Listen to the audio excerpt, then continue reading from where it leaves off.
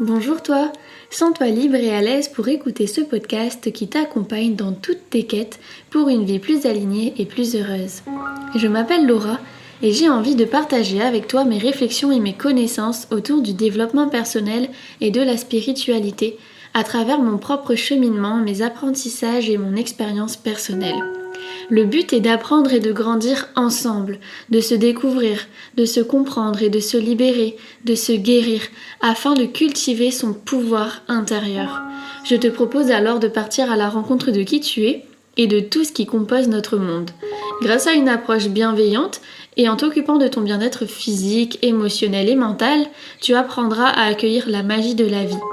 Alors il est temps d'ouvrir grand.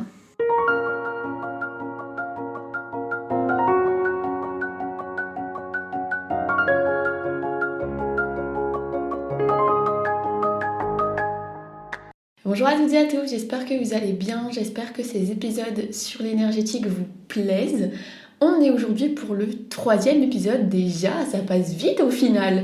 Aujourd'hui on va parler toujours de l'énergie, mais comment la nourrir, pourquoi la nourrir.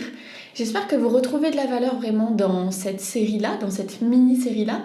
Peut-être qu'il y a des choses que vous saviez déjà, peut-être qu'on approfondit certaines choses ou peut-être que vous aviez aucune notion à ce jour à propos de tout ça.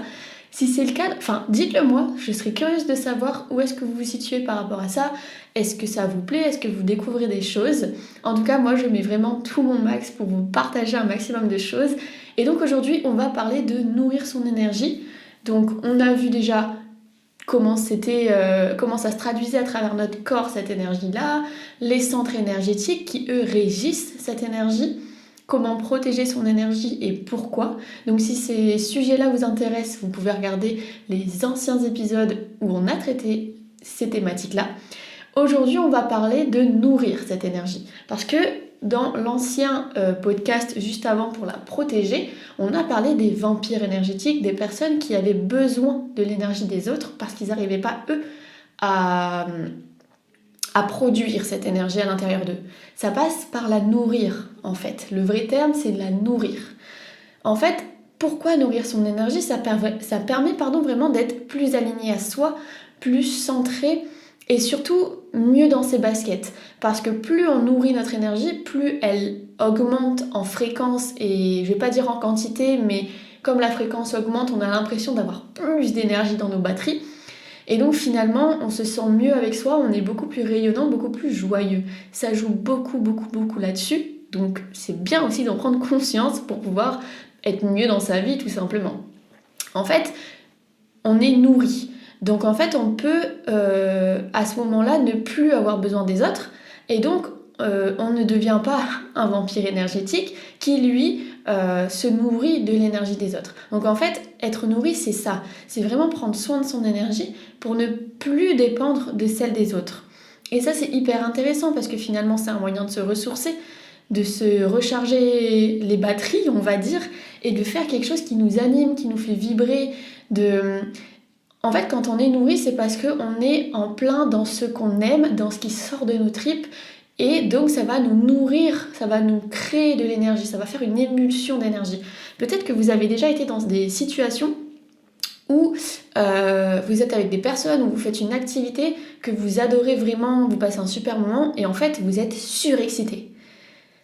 Oui, l'activité elle vous plaît et donc forcément vous allez être surexcité à propos de la faire, mais c'est surtout parce qu'en fait cette activité-là ou ces personnes-là vous stimulent et ça vous donne de l'énergie parce que ça vous nourrit, ça vous remplit. Je pense que c'est une notion que vous pouvez tout à fait comprendre, ça c'est vraiment des expressions qu'on utilise au quotidien, c'est des expressions lambda de se dire ah ben ça m'a rempli, ça m'a nourri, je me suis sentie en fait animée par ce que j'ai fait, ça me passionne et c'est pour ça que les personnes qui vivent beaucoup de passion et ou ont des passions peuvent tout à fait comprendre ce que je raconte parce que c'est vraiment ça que la passion nous procure, c'est que ça nous nourrit, ça nous remplit parce qu'on est vraiment en phase, on est vraiment aligné à qui on est et à ce qu'il y a à l'intérieur de nous.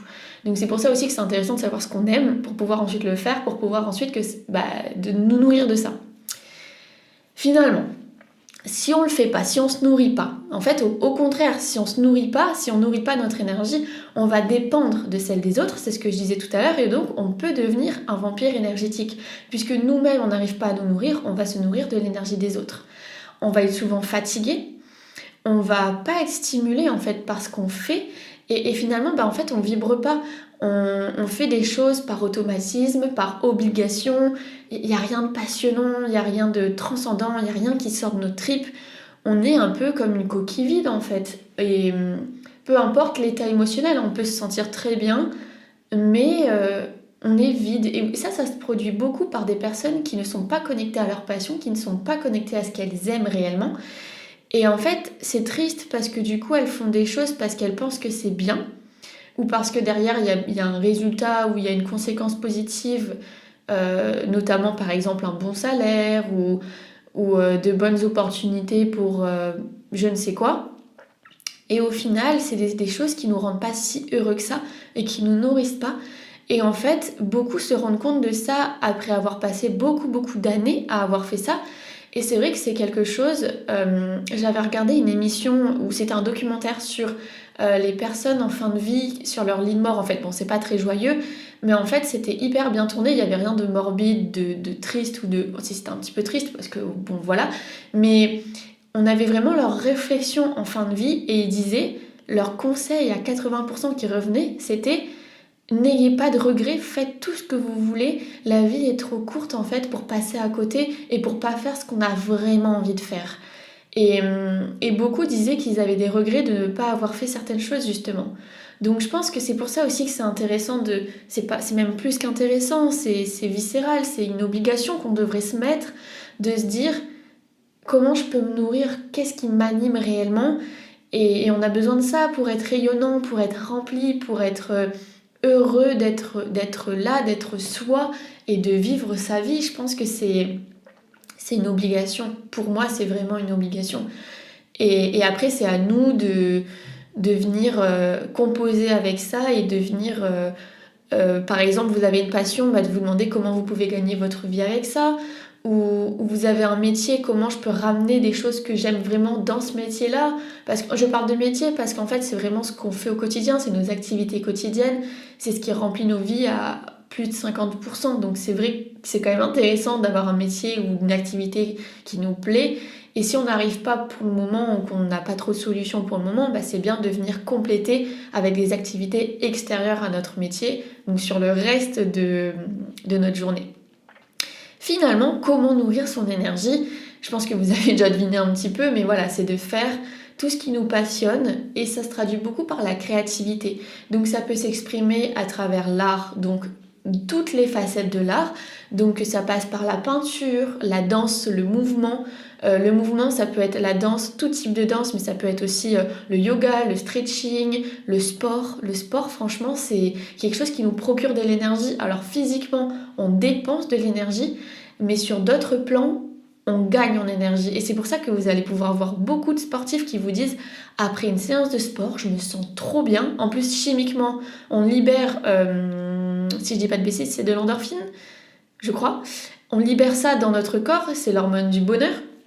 Donc forcément, déjà chimiquement, le corps nous fait nous sentir bien, mais sur d'autres plans, on se nourrit parce qu'on a été stimulé, parce qu'on s'est dépassé, parce que potentiellement, on a fait une pompe de plus que la dernière fois, ou peu importe le sport, où on a couru 10 minutes de plus, ou on a fait 10 km de plus, ou on a fait un panier de plus, peu importe le sport. Et donc on nourrit aussi notre fierté, notre estime de nous, notre confiance, notre capacité à aller au-delà de ce qu'on pensait. Et ça a énormément de bienfaits. Donc voilà, parenthèse sur le sport. Mais du coup, le mouvement, donc voilà, ça peut être le yoga, ça peut vraiment se mettre en mouvement de façon artistique ou moins, mais c'est quand même se mettre en mouvement. Ça passe du coup, je disais, par la peinture, par l'écriture, l'expression de soi en fait par diverses manières à travers l'art. Vous pouvez faire de la poterie, de la sculpture, vous pouvez faire des bracelets en perles, des bijoux, des savons, je sais pas, mais ce que vous voulez, tant que vous faites quelque chose avec vos mains et que vous créez, en fait, que vous êtes dans votre créativité et que vous créez quelque chose. Ça peut aussi être du jardinage, c'est très créatif. Si vous agencez, les plantes, les fleurs, que vous faites une variété, que vous jouez avec les couleurs, que vous agencez l'espace pour qu'il soit beau. En fait, je pense que nourrir son énergie, ça passe par faire des choses qu'on aime. Et la créativité, c'est vraiment un moyen de s'exprimer. Et je pense que s'exprimer à travers la créativité... j'ai du mal, je l'ai dit plein de fois pourtant. À travers la créativité, il y a vraiment une part de flou, pas de flou, d'ouverture en fait, ce qui nous laisse la place de faire ce qu'on veut. La créativité, en fait, il n'y a pas de règles, il n'y a pas d'obligation. Tant que tu es créatif, tu fais ce que tu veux. Et finalement, ça laisse une place à qui on est vraiment de s'exprimer. Parce que si vous allez peindre, par exemple, personne va vous dire non, c'est pas comme ça. Ou non, c'est pas le bon processus, c'est pas beau, c'est pas quoi que ce soit. C'est abstrait finalement, ça dépend de plein de choses, de la vie de chacun.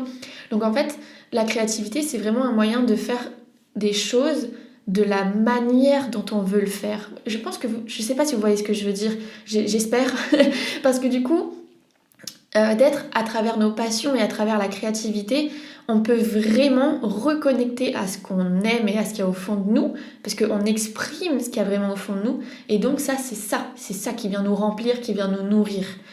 Et il y a un excellent moyen également de reconnecter à ça, c'est de se rappeler qu'est-ce qu'on faisait quand on était enfant. Qu'est-ce que vous aimiez faire? De la pâte à sel, de la poterie, de la danse, chanter, construire des châteaux, écouter une musique particulière. Je sais pas, qu'est-ce que vous aimiez faire quand vous étiez enfant? Faire des gâteaux, faire de la peinture, j'en sais rien. Posez-vous la question et faites une liste de tout ce que vous adorez faire quand vous étiez petit. Et je suis sûre et certaine que dans cette liste, vous allez trouver des choses que ça fait des années que vous n'avez potentiellement pas faites, et qui vont vous apporter un bien fou. Faites-le, même si c'est ridicule, même si c'est des choses d'enfant, faites-le. Et croyez-moi, ça va vous apporter beaucoup, parce que vous allez reconnecter déjà à votre partie enfant à l'intérieur de vous, qui attend qu'une chose, c'est de s'amuser et de sortir, enfin de pouvoir s'exprimer. Et en plus de ça, cette activité, vous les aimez, elles vous font vibrer. Et donc faites-le, exprimez ça, et vous allez voir que ça va vraiment vous remplir, ça va vraiment vous nourrir. C'est extrêmement important, je pense, de nourrir son énergie. Et si vous avez des passions, s'il y a quelque chose que vous avez toujours voulu faire mais que vous n'avez jamais osé faire, faites-le, essayez. Même si vous êtes nul, entre guillemets, parce que être nul, ça veut dire quoi? Ça veut dire être débutant. On est tous débutants. On est tous à un niveau zéro quand on commence quelque chose. Donc c'est bien aussi d'apprendre à réapprendre et à accepter d'apprendre, parce qu'on ne peut pas être bon partout. Et le problème, c'est que quand on vieillit, on devient d'ailleurs plus fort dans certains domaines par l'expérience, par la répétition de toujours faire la même chose. On sait qu'on devient bon dans certains domaines. Et donc comme on est bon dans certains domaines, on n'accepte pas de ne pas l'être dans d'autres. Parce qu'on a atteint un certain niveau, et donc du coup, c'est qu'on a de la valeur dans ce domaine-là. Dans la tête des gens, c'est ça. Sauf que notre valeur, elle dépend pas de ce qu'on sait faire. Notre valeur, elle dépend de qui on est. Et juste par définition, qui on est, on fait un gros écho au podcast où j'ai parlé de la valeur. Si c'est quelque chose qui vous intéresse, vous pouvez aller l'écouter. Notre valeur, elle ne dépend pas de ce qu'on fait. Elle n'a jamais dépendu de ce qu'on fait.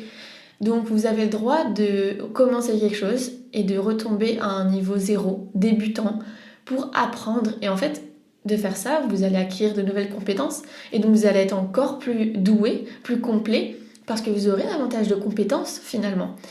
Et ça va vous nourrir, et ça va vous stimuler, et c'est tellement génial d'apprendre de nouvelles choses. Finalement, on sort de notre zone de confort, on sort de nos sentiers battus, ça cultive la confiance en soi, ça cultive l'estime de soi. En fait, c'est magique, et il faut juste dépasser la première peur qui nous bloque. Et une fois qu'on a sauté le pas, il n'y a que du plus, il n'y a que du positif derrière. Donc voilà pour le podcast d'aujourd'hui, j'espère vraiment qu'il vous a plu, que vous avez retrouvé de la valeur. N'hésitez pas à me partager d'ailleurs les choses que vous aimiez faire quand vous étiez petits, ça m'intéresserait de voir si on a vraiment des choses en commun ou pas. Je pense qu'on a quand même tous des choses qu'on aimait faire quand on était gosse. Je sais que moi j'ai adoré Christophe Maé, voilà, je vous lâche ça comme ça, Christophe Maé. J'ai écouté son album, franchement je n'ai pas le nombre en tête, mais je pense que ça serait ça serait juste une absurdité, ça serait juste un truc juste incroyable, inacceptable, tellement c'est haut. Le nombre est trop haut. Bref, Christophe Maé, on te laisse là. J'espère vraiment que ce podcast vous a plu. Si c'est le cas, partagez-le aux personnes pour qui ça aura de la valeur. N'hésitez pas à me mettre un petit pouce sur YouTube en l'air, un petit like, des commentaires, ça me fera extrêmement plaisir. Ça permettra au podcast de se développer encore et encore et de pouvoir accompagner et aider plus de monde. C'est ça la mission finalement. On est ensemble, on est là, on contribue, on s'élève, on éveille nos consciences, on conscientise qui on est, ce qui nous entoure, comment on fonctionne. Et c'est ça qui est le plus important. Et bravo à vous d'ailleurs de le faire. Franchement, je le dis pas, mais je devrais. Bravo à vous et de soutenir aussi le travail que je fais qui va me permettre d'expandre ça encore plus. Donc voilà, je vous dis à demain pour un tout nouveau podcast. Prenez soin de vous.